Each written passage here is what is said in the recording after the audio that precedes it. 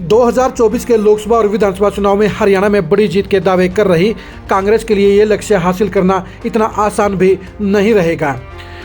BJP को लोकसभा चुनाव में पछाड़ने और विधानसभा चुनाव में बीजेपी से सत्ता छीनने के लिए कांग्रेस को बड़ी चुनौतियों को पार करना होगा। कांग्रेस के लिए सबसे बड़ी चुनौती है पश्चिम हरियाणा की 27 सीट। सिरसा, हिसार और भिवानी महेंद्रगढ़ पार्लियामेंट की इन 27 सीटों को लेकर कांग्रेस को साफ तौर पर सावधानी बरतनी होगी। कांग्रेस के लिए ये पश्चिम हरियाणा की 27 सीटें आज की तारीख में बेहद नाजुक हैं, क्योंकि इन 27 सीटों में से आज की तारीख में कांग्रेस के पास सिर्फ 4 ही विधायक हैं। सिरसा पार्लियामेंट में इस समय कांग्रेस के पास सिर्फ डबवाली और कालावाड़ी सीटें ही हैं।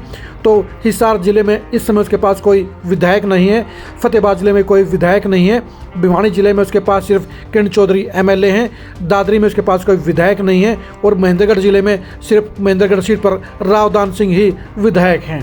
कांग्रेस अगर 2024 के चुनाव में यहाँ पर दमदार प्रदर्शन करना चाहती है तो पश्चिम हरियाणा उसके लिए सबसे कठिन चुनौती रहेगा, क्योंकि इस पश्चिम हरियाणा ने ही जहाँ दुष्यंत चौटाला को 6 सीटें देकर उसे डिप्टी सीएम बनाने में सबसे बड़ी भूमिका निभाई, वहीं बीजेपी को सत्ता दिलाने में भी इस पश्चिम हरियाणा का बेहद बड़ा योगदान है।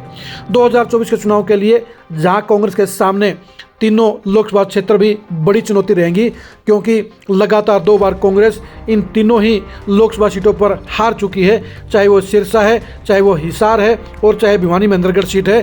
तीनों ही पार्लियामेंट सीटों पर 2019 में बीजेपी ने ज़बरदस्त जीत दर्ज की थी। जहां सिरसा के अंदर अशोक तंवर चुनाव हार गए थे, वहीं हिसार में भी भव्य बिश्नोई बुरी तरह से पिछड़ गए थे और आज की तारीख में कुलदीप बिश्नोई की फैमिली बीजेपी में जा चुकी है। बंसीलाल परिवार की सियासी वारिस सुनीति चौधरी के लिए भी 2024 का लोकसभा चुनाव जीतना बड़ी चुनौती रहेगी। इस समय पश्चिम हरियाणा में 2019 के मुकाबले में हालात बदले हैं, सियासी नज़ारा बदला है और कहीं ना कहीं कांग्रेस वापसी करती हुई नजर आ भी रही है, लेकिन अभी तक कांग्रेस इतनी बढ़त पर नहीं है कि वह 2024 के लोकसभा और विधानसभा दोनों ही चुनाव में इन 27 सीटों पर बीजेपी को पछाड़ने का काम आसानी से कर सके। पश्चिम हरियाणा की इस बेल्ट में भूपेंद्र हुड्डा और एसआर के तिगड़ी के बीच में टिकटों के लिए तगड़ा घमासान होने का आसार बन रहे हैं। आप खुद ही देख सकते हैं कि जहां सिरसा में इस समय कांग्रेस के पास कोई दमदार चेहरा नहीं है। अगर कुमारी शैलजा ने सिरसा लोकसभा सीट से चुनाव लड़ने का फैसला लिया तो फिर हुड्डा परिवार की दावेदारी खत्म हो जाएगी। हिसार सीट पर कांग्रेस की टिकट के लिए लगभग आधा दर्जन चेहरे दांव ठोक रहे हैं, तो वही दूसरी तरफ भिवानी महेंद्रगढ़ सीट पर जहां किरण चौधरी अपनी बेटी श्रुति के लिए पक्की टिकट मान रही हैं, तो दूसरी तरफ रावदान सिंह और राव बहादुर सिंह भूपेंद्र हुड्डा खेमे से ताल ठोक रहे हैं। यहाँ पर भूपेंद्र हुड्डा खेमे की बजाय कहीं न कहीं श्रुति चौधरी की टिकट का ज़्यादा चांस बन रहा है। यानी लोकसभा के चुनाव में जहां कुमारी शैलजा और किरण चौधरी का दाव मजबूत हो सकता है, उनको टिकटें मिल सकती हैं, तो वहीं विधानसभा चुनाव में दोनों ही खेमों के बीच में आमने सामने की ज़बरदस्त टक्कर रहेगी, ज़बरदस्त खींचातानी रहेगी, क्योंकि जहां भूपेंद्र हुड्डा फैमिली ज़्यादा सीटें लेकर अपने विधायकों की संख्या बढ़ाना चाहेंगे, वहीं कुमारी शैलजा भी उकलाना से विधानसभा चुनाव लड़कर हिसार, सिरसा और फतेहाबाद तीनों ही जिलों में ज़्यादा से ज़्यादा विधायक लाने के लिए पूरी कोशिश करेंगी। किरण चौधरी भी 2024 के चुनाव में भिवानी, दादरी और महेंद्रगढ़ जिलों में ज़्यादा से ज़्यादा विधानसभा की टिकटें लेकर अपना दबदबा, अपना वजन बढ़ाने के लिए कोई कोर कसर नहीं रखेंगी। लेकिन सबसे बड़ी बात है कि कांग्रेस पश्चिम हरियाणा की इन 27 सीटों को कैसे जीतेगी। आज की तारीख में भी अगर हम देखें तो सिरसा जिले की 5 सीटों को लेकर सिर्फ कालावाड़ी और डबवाली ही सीटें ही एक बार फिर से 2024 में जीत के आसार में नज़र आ रही हैं।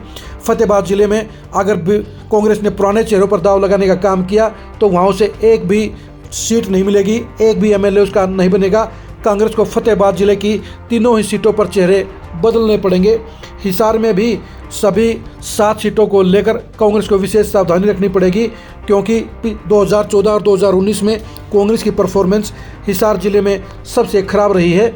हरियाणा के इस सबसे बड़े सियासी जिले में ज़बरदस्त परफॉर्मेंस करके ही कांग्रेस 2024 में सत्ता में वापसी का सपना देख सकती है।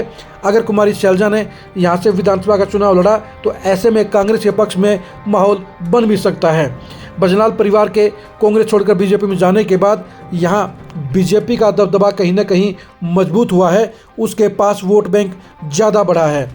भिवानी जिले की पूरी पॉलिटिक्स इस बात पर तय करेगी कि यहाँ पर किरण चौधरी या भूपेंद्र हुड्डा में से किसके प्रत्याशियों को ज़्यादा टिकटें मिलेगी। यही हाल दादरी जिले का भी रहेगा। अगर भूपेंद्र हुड्डा परिवार ने एक बार फिर से सोमवीर सिंह, रणवीर महेंद्रा और नरेंद्र सिंह जैसे पुराने फूस चेहरों पर दाव लगाने का काम किया, उनको टिकटें दिलाने का काम किया, तो वो भूपेंद्र हुड्डा के लिए नुकसानदायक रहेगा। अगर राजवीर फटिया जैसे नए चेहरों को ही हुड्डा फैमिली ने आगे करने का काम किया, जिताऊ चेहरों को टिकट दिलाने का काम किया, तो ऐसे में हुड्डा खेमे के विधायक भी बढ़ सकते हैं। किरण चौधरी को भी अपने कोटे की टिकटों पर सिर्फ जिताऊ चेहरों को ही टिकट दिलवाने के लिए काम करना होगा, तभी उनके साथ भी 2-4 विधायक खड़े हो सकते हैं। महेंद्रगढ़ जिले के अंदर भी हालात आज की तारीख में बीजेपी के अनुकूल हैं। वहां पर सिर्फ रावदान सिंह ही आज की तारीख में महेंद्रगढ़ विधानसभा सीट पर मजबूत पोजीशन में नजर आते हैं। बाकी तीनों सीटों पर कांग्रेस के लिए आज की तारीख में भी हालात अनुकूल नहीं हैं। यानी 2024 के चुनाव में जहां कांग्रेस के लिए पश्चिम हरियाणा की तीनों ही पार्लियामेंट सीटों यानी सिरसा, हिसार और भिवानी महेंद्रगढ़ सीट को जीतना बड़ी चुनौती रहेगी, वहीं विधानसभा की 27 सीटों को जीतना भी उसके लिए आसान नहीं होगा। वो वर्तमान की चारों सीटें यानी डबवाली, कालांवाली, तोशाम और महेंद्रगढ़ तो आसानी से जीत जाएगी, लेकिन बाकी की 23 सीटों के लिए उसे बेहद कारगर रणनीति बनानी होगी। जिताऊ चेहरों को टिकटें देनी पड़ेंगी और दोनों ही खेमों के नेताओं को एकजुट होकर अपने प्रत्याशियों के लिए, कांग्रेस पार्टी के प्रत्याशियों के लिए प्रचार करना पड़ेगा।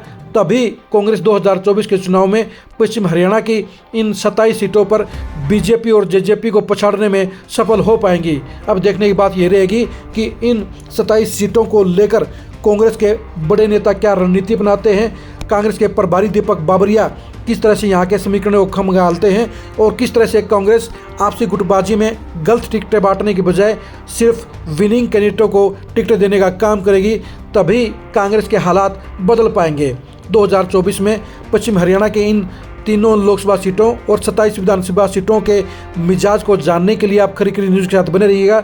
2024 में कांग्रेस की सत्ता के लिए डिसाइडिंग इन 27 सीटों के अंजाम को, परिणाम को जानने के लिए भी आप खरी खरी न्यूज़ के साथ बने रहिएगा। आप हमारे फेसबुक पेज को लाइक कीजिए, आप हमारे यूट्यूब चैनल को सब्सक्राइब कीजिए। नमस्कार।